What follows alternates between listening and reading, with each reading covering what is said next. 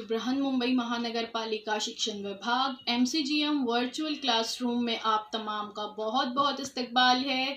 और जैसे कि आपको पता है कि स्कूल्स हमारे फिलवक्त बंद हैं, लेकिन तालीम का सिलसिला रुका नहीं है, थमा नहीं है। और जो है हम आपके सामने रोज़ बरोज़ जो है नए नए लेक्चर्स के साथ जो है हाजिर होते हैं। तो वैसे ही आज का हमारा एक नया इंटरेस्टिंग सेशन लेकर हम आए हैं आपके साथ, और मैं हूं आपकी मौलमा शेख ज़रीन सबा। तो चलिए शुरुआत करते हैं हमारे आज के सेशन। तो चलिए देखते हैं हमारा आज का टॉपिक। आज हम देख रहे हैं आपका टॉपिक सबके लिए ग़िज़ा यानी फूड फॉर ऑल। ये इस टॉपिक का पार्ट 2 है। पार्ट 1 हमारे यूट्यूब चैनल पर स्टैंडर्ड 5th की प्लेलिस्ट में अवेलेबल है, आप वहाँ से देख सकते हैं। स्टैंडर्ड 5th के लिए मज़मून है माहौल का मुताला, EVS 1 का ये चैप्टर है। और मैं हूँ आपकी मौलमा ज़रीन सबा from MCGM virtual classroom Mumbai. जैसे कि आपको पता है स्कूल बंद है, लेकिन तालीम का सिलसिला जारी व सारी रहे, इसलिए हम हर रोज़ एक नए वीडियो के साथ आपके सामने हाजिर होते। तो हमने लास्ट वीडियो में देख चुके हैं ज़राअत यानी एग्रीकल्चर के बारे में, और हमने देखे थे कि एग्रीकल्चर या ज़राअत के काम किस तरह से होते हैं। फार्मिंग के प्रोसेस हमने देखे, किस तरह से जो है किसान खेत में बीज बोने से लेकर कटाई करने तक फसल किस तरह से हासिल करते हैं। आज हम देखने जा रहे हैं ज़राअत जदीद टेक्नोलॉजी। ज़राअत की जदीद टेक्नोलॉजी यानी लेटेस्ट टेक्नोलॉजी। जैसे हमने देखे हैं कि लेटेस्ट टेक्नोलॉजी हर जगह आ चुकी है ना, और हर मैदान में जो है हम टेक्नोलॉजी का इस्तेमाल कर रहे हैं। तो बिल्कुल वैसे ही एग्रीकल्चर या ज़राअत में टेक्नोलॉजी किस तरह से इस्तेमाल हो रही है वो देखेंगे। इस्लाह शुदा बीज। कुछ अरसे पहले तक ऐसा था कि एक हंगाम में जो उगाई हुई फसल है उसके बीज को महफूज रख के उसे अगले हंगाम में इस्तेमाल करने का तरीका राइज था। हमने देखे हैं ना कि 2 हंगाम होते हैं, एक खरीफ हंगाम और एक रबी हंगाम। तो क्या किया जाता था कि जो एक हंगाम की फसल थी उसको उठाकर महफूज करके रखा जाता था। फिर जब नेक्स्ट उसका पीरियड आता था कि अब रबी हंगाम आया, फिर उसके बाद खरीफ आएगा, फिर उसके बाद दोबारा जब रबी हंगाम आएगा तो उस वक्त उन बीजों को दोबारा इस्तेमाल किया जाता था। तो इस तरह से जो हासिल होने वाली पैदावार थी वो बहुत कम होती थी। अब तहकीक की गई, रिसर्च की गई, लेटेस्ट टेक्नोलॉजी आ गई है, तो उसके बाद इस्लाह शुदा बीज तैयार किए जाने लगे। जवार, गेहूँ, चावल, मूंगफली जैसी हर फसल के इस्लाह शुदा बीज जो है आज बाज़ार में बआसानी दस्तयाब है, और इन बीजों से ज़्यादा पैदावार हासिल होती है। इन बीजों को कीड़े नहीं लगते। कुछ बीज तो ऐसे भी अवेलेबल है जिससे फसल जो है तेज़ी से बढ़ती है। कुछ बीज ऐसे भी हैं जो बहुत कम पानी में बहुत भरपूर फसल देते हैं। तो ये जो इस्लाह शुदा बीज है ये आज बाज़ार में साल भर दस्तयाब होते हैं। जैसे कैसे पहले होता था कि उसे महफूज करके रखना पड़ता था, फिर जब अगला हंगाम आएगा उस वक्त नेक्स्ट सीज़न में हम उसको इस्तेमाल करेंगे, लेकिन अब ऐसा नहीं है। ये साल भर बाज़ार में अवेलेबल होते हैं और ये लेटेस्ट होते हैं। हर दफ़ा कुछ नई टेक्निक की वजह से, कुछ नई टेक्नोलॉजी की वजह से कुछ नए तरह के बीज जो है देखने मिलते हैं। आप पाशी का जदीद तरीका। इसके अलावा फसलों को हम जानते हैं कि पानी की भी बहुत ज़्यादा ज़रूरत होती है। तो पानी के लिए आजकल आप पाशी का जदीद तरीन तरीका इस्तेमाल किया जाने वाला लगा है। बर वक्त मुनासिब मिकदार में पानी मिलने पर फसलों की नशोनुमा जो है बेहतर होती है। तो ज़राअत के लिए बारिश के साथ साथ नदी, तालाब और कुएं का पानी भी इस्तेमाल किया जाता है। नदी पर बंद तामीर किए जाते हैं और इस तरह से बारिश के पानी को रोक कर पानी का ज़ख़ीरा किया जाता है, और ऐसा करने से ज़ेरे ज़मीन जो पानी की सतह है इसमें भी इजाफ़ा होता है। फिर बोरवेल्स का इस्तेमाल होने लगा है आजकल। बोरवेल्स वगैरह यानी मशीन्स के ज़रिए ज़ेरे ज़मीन पानी को खींचा जाता है और फिर उसका इस्तेमाल किया जाता है फसलों को पानी देने के लिए। तो पहले ऐसा होता था कि बारिश के पानी का इंतज़ार करना पड़ता था, बारिश के मौसम का, और फिर उसी वक्त जो है फसलों को पानी दस्तयाब होता था। अब ऐसा नहीं है। जदीद टेक्नोलॉजी की वजह से आबपाशी के नए तरीके आ गए हैं, जिसकी वजह से साल भर फसलों को मुनासिब मिकदार में पानी मिलता रहता है। फसल को नालियों के ज़रिए पानी देने का तरीका बहुत पहले से राइज था। आप इस तरह से नालियों के ज़रिए देख सकते हैं पानी किस तरह से दिया जाता है, तस्वीर में बताया गया है। تو یہ جو گٹر سسٹم تھا، نالیوں کے ذریعے پانی دینے کا طریقہ تھا، ان سے نالیوں سے بہنے والے پانی کی کافی مقدار جو ہے زمین میں جذب ہو جاتی تھی یا اس کی تبخیر ہو جاتی تھی. واٹر سائیکل ہم پڑھ چکے ہیں، ہے نا؟ تو اس کی تبخیر ہو جاتی تھی، اس لیے بہت سارا پانی جو ہے ضائع ہو جاتا تھا، کافی سارا پانی نالیوں سے بہہ جاتا تھا. لیکن موجودہ زمانے میں آبپاشی کے جدید طریقے استعمال ہو رہے ہیں، جس کی وجہ سے پانی کی بہت زیادہ بچت ہوتی ہے. اب یہ نالیوں کا طریقہ استعمال نہیں کیا جاتا. آبپاشی کے جدید طریقے میں قطرہ قطرہ آبپاشی، جس طرح سے آپ یہاں پر دیکھ سکتے ہیں، پانی کی پائپ لائن ہے، اور اس پائپ لائن سے جہاں جہاں فصل اگی ہوئی ہے اس کے قریب پانی ٹپک رہا ہے. یعنی فصلوں کو ڈائریکٹلی ان کی جڑوں میں پانی ملتا ہے، ایکسٹرا پانی بہتا نہیں ہے، یا پانی کی تبخیر ہونے کا یہاں چانسز نہیں ہے، یا کسی طرح سے پانی ضائع نہیں ہوتا. اس کے علاوہ فوارہ آبپاشی بھی اس میں شامل ہے. قطرہ قطرہ آبپاشی کے طریقے میں جو آپ تصویر میں نظر آ رہا ہے آپ کو، سوراخ والا پائپ استعمال ہوتا ہے. اس سے فصل کی جڑ کے قریب جو ہے ضرورت کے مطابق پانی قطروں میں ٹپکتا ہے. اس طرح دستیاب پانی جو ہے وہ مکمل طور پر استعمال ہوتا ہے اور پانی ضائع ہونے سے بچ جاتا ہے. یہ فوارہ آبپاشی کا طریقہ ہے جو آپ دیکھ سکتے ہیں. کچھ فصلیں ایسی ہوتی ہیں جنہیں زائد مقدار میں پانی کی ضرورت ہوتی ہے، تو انہیں قطرہ قطرہ آبپاشی کا طریقہ وہاں پر مناسب نہیں ہوتا. تو اس صورت میں فوارہ آبپاشی کے طریقے میں چھوٹے بڑے فواروں کے ذریعے فصلوں پر پانی کا چھڑکاؤ کیا جاتا ہے. اب دیکھتے ہیں فرٹیلائزرز یعنی کھاد کے بارے میں. کھاد بھی بہت اہم فیکٹر ہے ایک اچھی فصل حاصل کرنے کے لیے. زمین سے جب بار بار ایک ہی قسم کی فصلیں اگائی جاتی ہے تو اس سے زمین کی زرخیزی کم ہو جاتی ہے. زمین میں جو معدنیات ہوتی ہیں، نمکیات ہوتی ہے، منرلز ہوتے ہیں، وہ ختم ہو جاتے ہیں، اور اس لیے ہمیں کھاد ملا کر مٹی کی زرخیزی میں اضافہ کرنا پڑتا ہے، تاکہ مٹی کو وہ تمام جتنے بھی اس میں سے منرلز کم ہو گئے ہیں، نمکیات کم ہو گئی ہے، معدنیات کم ہو گئی ہے، وہ اسے دوبارہ سے مل جائے. تو اس طرح سے فصلوں کو ضروری غذائیت بخش مادے فراہم ہوتے ہیں. تو کھاد کی جو ہے دو قسمیں ہیں. ایک تو ہوتی ہے قدرتی کھاد اور دوسری ہوتی ہے کیمیائی کھاد. سیدھے ہاتھ پہ جو آپ کو نظر آ رہی ہے مٹی کی طرح، یہ قدرتی کھاد ہے. الٹے ہاتھ پہ جو آپ کو تصویر نظر آ رہی ہے لیفٹ ہینڈ سائڈ پر، جس میں چھوٹے چھوٹے بالز آپ کو نظر آ رہے ہیں، یہ ہے کیمیائی کھاد یا کیمیکل فرٹیلائزرز. تو یہ کیا ہوتے ہیں؟ دستیاب جو بھی کھیت میں گھاس پھوس ہوتی ہے اور گوبر جیسی اشیاء ہوتی ہے، اس کا استعمال کر ایک نیچرل طریقے سے جو کھاد تیار ہوتی ہے اس کو قدرتی کھاد یا نیچرل فرٹیلائزرز کہتے ہیں.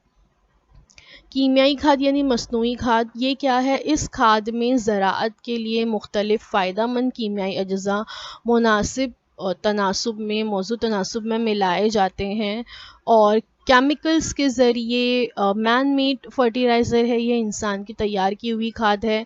جو بھی ضروری منرلز ہے، معدنیات ہے، وہ اس میں ملائے جاتے ہیں اور پھر کھاد تیار کی جاتی ہے. اس کو کیمیکل فرٹیلائزرز یا کیمیائی کھاد کہتے ہیں. ماضی میں زراعت جب کی جاتی تھی تو کیمیکل فرٹیلائزرز کا استعمال نہیں ہوتا تھا، بلکہ گوبر سے کھاد بنائی جاتی تھی، مینگنی کی کھاد بنائی جاتی تھی، سبز کھاد ہوتی تھی، کمپوسٹ کھاد ہوتی تھی. اس طرح کی قدرتی کھاد کا استعمال ہوتا تھا. لیکن پیداوار جلد اور زیادہ مقدار میں حاصل کرنے کے لیے استعمال ہونے والی کیمیائی کھاد پھر استعمال ہونے لگی. تو کیمیائی کھاد جس طرح سے فائدہ مند ہے، اسی طرح سے بہت زیادہ نقصان دہ بھی ہے. کیمیائی کھاد کے بہت زیادہ استعمال سے زائد کھاد زمین میں باقی رہ جاتی ہے، اور چونکہ وہ کیمیکلز ہیں تو اس کی وجہ سے زمین کی زرخیزی کم ہو جاتی ہے. ایسی زمین سے جو ہے پھر اناج کی پیداوار گھٹ جاتی ہے. اناج پر بھی اس کے بہت زیادہ اثرات ہوتے ہیں، اور کئی دفعہ بہت زیادہ کیمیکل فرٹیلائزر استعمال کرنے سے کچھ اس کے اجزاء فصل کو بھی برباد کر سکتے ہیں. زراعت کے لیے بالکل ویسے ہی پانی کا بھی حد سے زیادہ استعمال کرنے سے بھی زمین کی نمکینیت جو ہے بڑھ رہی ہے. جن علاقوں میں پانی کی فراوانی ہوتی ہے وہاں زمین میں نمکینیت کا تناسب زیادہ ہوتا ہے. مثال کے طور پر جو بند سے متصل زمین ہوتی ہے ندی کے کنارے کی زمین ہوتی ہے وہاں پر پانی کی نمکینیت زیادہ، زمین میں نمکینیت زیادہ ہوتی ہے، تو اگر زمین میں نمکینیت بڑھ جائے گی تو مٹی کی جانچ کر کے اس میں جو اجزاء کی کمی ہو وہ ڈالے جا سکتے ہیں۔ اسی طرح زمین کی اگر زرخیزی بڑھتی ہے لیکن اس میں وقت اور پیسہ ضائع ہوتا ہے، اس لیے زمین کو نمکینیت سے بچانے کے لیے پانی اور کیمیائی کھاد کے حد سے زیادہ استعمال سے پرہیز کرنا ہوتا ہے۔ یعنی ہر چیز مناسب مقدار میں ملنی چاہیے، پانی مناسب مقدار میں ہونا چاہیے، فرٹیلائزرز مناسب مقدار میں ملنے چاہیے۔ اس کے علاوہ جدید ٹیکنالوجی اور مشینز کی صورت میں بھی استعمال کی جانے لگی ہے۔ پہلے فصلوں کو کاٹنے کے لیے، زمین کی زرخیزی کے لیے جانور کا استعمال کیا جاتا تھا، گائے بیل کا استعمال ہوتا تھا، لیکن اب اس کی جگہ پر ٹریکٹرز کا استعمال ہوتے ہیں، مشینوں کا استعمال کیا جاتا ہے۔ دیکھ سکتے ہیں آپ لوگ اس طرح سے مشینیں ایجاد ہونے کی وجہ سے کام جلدی ہوتا ہے، کم وقت میں ہوتا ہے، محنت بھی کم لگتی ہے۔ دیکھیے اس طرح سے فصل کی کٹائی کے لیے بھی مشینز آج کل استعمال کی جانے لگی ہیں، اور کٹائی کے لیے پہلے انسان اپنے ہاتھوں سے جو ہے فصلوں کی کٹائی کرتے تھے، آج کل اس کے لیے بھی مشینوں کا استعمال ہونے لگا ہے۔ تو اب ہم دیکھنے جا رہے ہیں فصلوں کی حفاظت کے بارے میں۔ جس طرح سے کسان اتنی محنت کر کے فصل اگاتا ہے تو کئی دفعہ یہ فصل ذرا سی لاپرواہی کی وجہ سے برباد بھی ہو سکتی ہے، تو ان کی صحیح طرح سے حفاظت کرنا بہت زیادہ ضروری ہے۔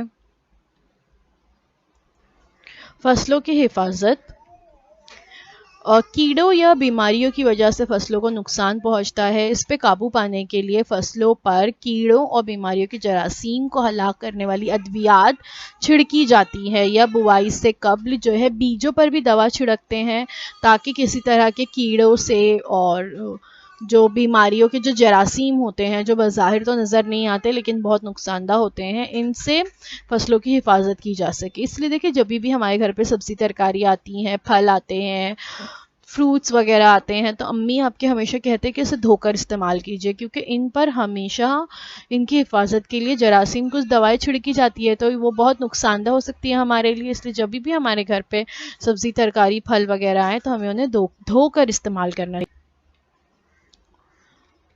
تو فصلوں کی حفاظت کے لیے بھی آج کل جدید ٹیکنالوجی استعمال کی جانے لگی ہے، اور اس طرح سے بڑی بڑی مشینوں کے ذریعے ایک وقت میں کافی ساری فصلوں پر جو ہے دوا کا اور چھڑکاؤ کیا جا سکتا ہے۔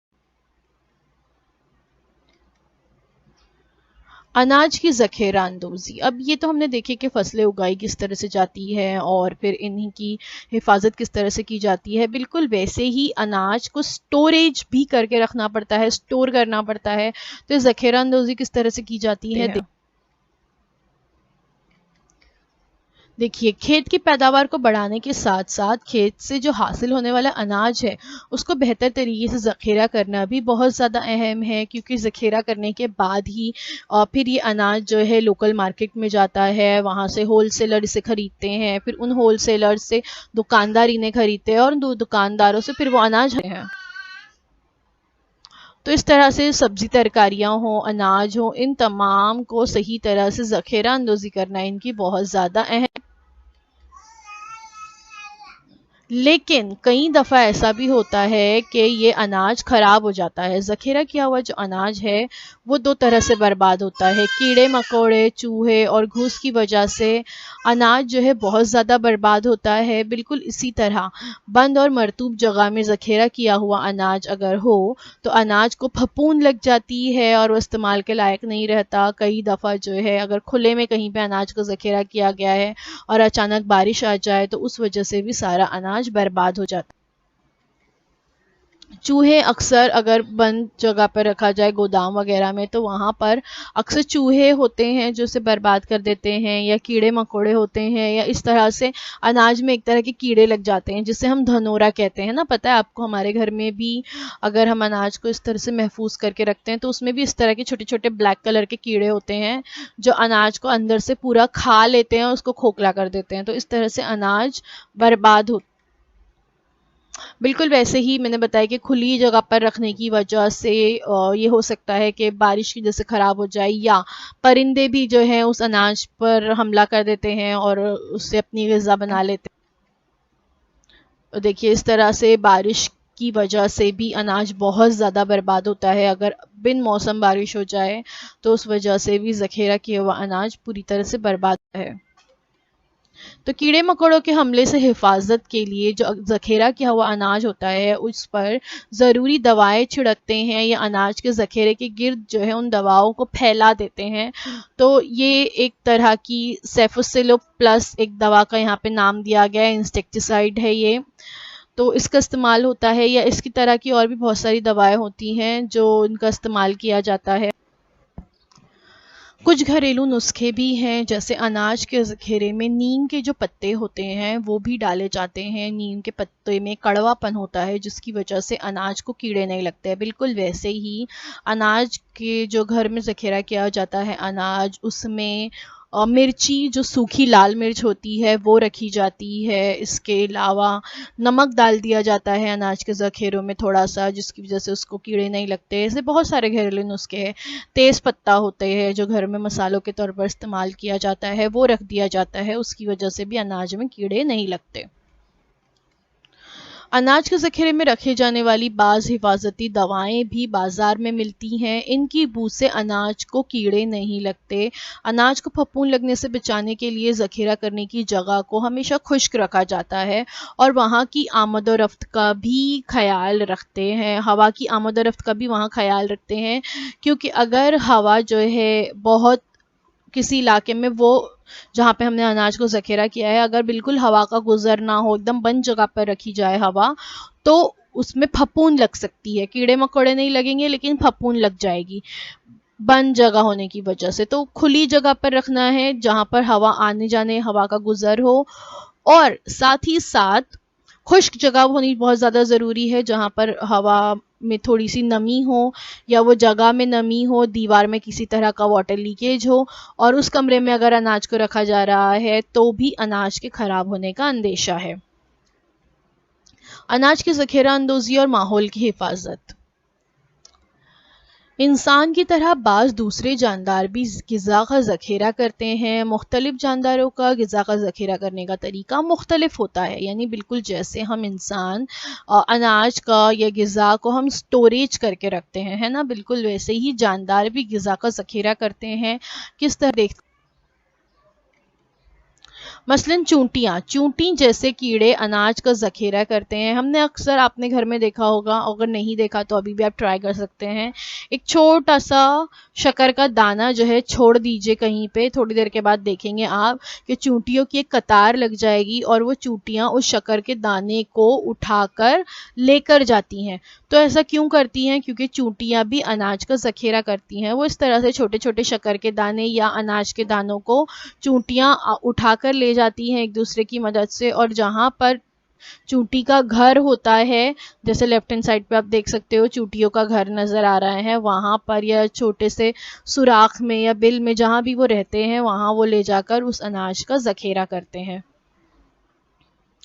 شہد کی مکھیاں پھولوں سے حاصل ہونے والے رس کو شہد کی صورت میں چھتے میں ذخیرہ کرتی ہیں. جو شہد کی مکھیاں آپ نے دیکھے ہوں گے، آپ کو پتا ہے کہ شہد کی مکھیاں جو ہوتی ہے وہ پھولوں کا رس چوستی ہے. تو یہ پھولوں کا رس کو چوس کر پھر اسے لے جا کر جو شہد کا چھتا ہوتا ہے اس میں جو باقاعدہ سے ان کا گھر بنا ہوتا ہے، اس گھر میں سٹوریج کا سسٹم بھی ہوتا ہے ان کے پاس، اور اس چھتے میں چھوٹے چھوٹے کھانے بنے ہوتے ہیں جس میں وہ اپنا شہد سٹور کرتی ہیں، اور پھر یہی شہد نکال کر ہم استعمال کرتے ہیں بطور غذا، ہے نا. تو یہ بہت فائدہ مند ہوتا ہے. تو یہ جو شہد ہے یہ دراصل شہد کی مکھیوں کا کھانا ہے. گلہری بھی درختوں کے جو بیج ذخیرہ کرتی ہے. اناج کو اس طرح سے ذخیرہ کر کے رکھنے سے ان جانوروں کو ضرورت کے وقت غذا دستیاب ہوتی ہے.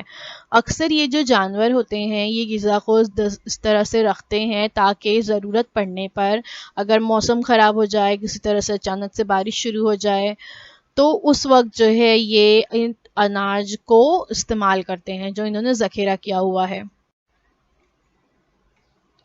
نباتات بھی خود کو درکار غذا مسلسل تیار کرتے رہتے ہیں. یہ آپ کو پتہ ہے کہ نباتات جو ہوتے ہیں وہ خود کفیل ہوتے ہیں، یعنی وہ اپنی غذا از خود تیار کرتے ہیں. شعاعی ترکیب کے عمل کے بارے میں آپ پڑھ چکے ہیں. اس کے باوجود بھی قدرت میں غذا ذخیرہ کرنے والے چند نباتات پائے جاتے ہیں، یعنی کچھ نباتات ایسے ہیں جو غذا کو ذخیرہ کر کے رکھتے ہیں. آپ نے نباتات کے مختلف بسلے دیکھے ہوں گے. پیاز یہاں پہ آپ تصویر میں دیکھ سکتے ہیں، اور ادرک. یہ جو ہے نباتات کے تنے کا حصہ ہے، اور یہاں پر نباتات غذا کو سٹور کر کے رکھتے ہیں. تو یہ جو دراصل پیاز ہے، ادرک ہے، جسے ہم کھانے میں استعمال کرتے ہیں، یہ دراصل کیا ہے؟ نباتات کے تنے کا حصہ ہے، جہاں پر یہ غذا کو محفوظ رکھتے ہیں، جمع کر کے رکھتے ہیں. بالکل ویسے ہی لہسن ہے اور آلو ہے، یہ بھی تنے کا حصے ہی کہلاتے ہیں. لہسن اور آلو نباتات کے تنے ہیں یہ، اور یہ بھی غذا کو سٹور کرنے کا کام کرتے ہیں یہ تنے، اور پھر ہم ان کا بطور غذا استعمال کرتے ہیں. شکرکند ہے، مولی ہے، گاجر ہے، چقندر ہے. تصویر میں آپ دیکھ سکتے ہو رائٹ ہینڈ سائڈ پر سویٹ پوٹیٹو یا شکرکند جسے کہتے ہیں، اور لیفٹ ہینڈ سائڈ پر آپ چقندر یا بیٹ روٹ جسے کہتے ہیں دیکھ سکتے ہیں. یہ پودوں کی جڑیں ہیں، اور مولی، گاجر، چقندر، شکرکند یہ تمام جڑ کا حصہ ہوتا ہے جس کا استعمال ہم بطور غذا کرتے ہیں. تو ان حصوں میں یہ نباتات جو ہوتے ہیں وہ اپنی غذا کو ذخیرہ کر کے رکھتے ہیں. دیکھیے مولی آپ یہاں پہ دیکھ سکتے ہو، گاجر دیکھ سکتے ہو. مولی، گاجر ہمیشہ زمین کے نچلے حصے میں نیچے پائی جاتی ہے، کیونکہ یہ کیا ہوتی ہیں؟ جڑیں ہوتی ہیں. بالکل ویسے ہی ہم بھی، انسان بھی اپنی ضرورت کے مطابق اناج اور غذا کا ذخیرہ کرتے ہیں. آپ نے اپنے گھر میں دیکھا ہوگا کہ امی آپ کے جو ہے تمام قسم کی دالیں ہیں، اور فریج جن کے گھر میں موجود ہے وہ فریج میں سبزی ترکاریاں رکھتے ہیں، فروٹس ہم لا کر رکھتے ہیں. تمام قسم کا اناج، گیہوں، چاول وغیرہ، آٹا ہم گھر میں سٹور کر کے رکھتے ہیں. تمام قسم کی دالیں سٹور کر کے رکھی جاتی ہیں. تو ہم بھی اناج کو ذخیرہ کرتے ہیں تاکہ ہم اس کا ضرورت پڑنے پر استعمال کر سکیں. تو امید ہے آپ کو ہمارا آج کا سبق پسند آیا ہوگا، اور اگر آپ کو آج کا ہمارا یہ سبق پسند آیا ہے تو اسے لائک ضرور کیجئے، اور آگے بھی آپ کو ہمارے چینل کی تمام ویڈیوز اس طرح سے ملتے رہیں، اس لیے ہمارے چینل کو سبسکرائب کرنا نہ بھولیں. سبسکرائب کرنے کے بعد press the bell icon to get all the notifications. تو thank you so much for watching. اب آپ لوگوں سے اگلے ہفتے ایک نئے ٹاپک کے ساتھ ملاقات ہوگی. اللہ حافظ. تو بچوں مجھے امید ہے جو کچھ آج آپ کو پڑھایا گیا وہ آپ کو اچھی طرح سے سمجھ میں آیا ہوگا، اور اگر آپ کو نہیں سمجھ میں آیا ہے تو ہمارا یہ ویڈیو یوٹیوب پر بھی اویلیبل ہے، آپ اسے دوبارہ سے جو ہے دیکھ سکتے ہیں، اور اپنے ساتھ جو ہے اپنی ٹیکسٹ بک ضرور رکھیے تاکہ آپ کو جو ہے تمام پوائنٹس اچھی طرح سے سمجھ میں آئے. تو اب آپ لوگوں سے انشاءاللہ اگلے ہفتے ایک نئے ویڈیو میں ملاقات ہوتی ہے. اللہ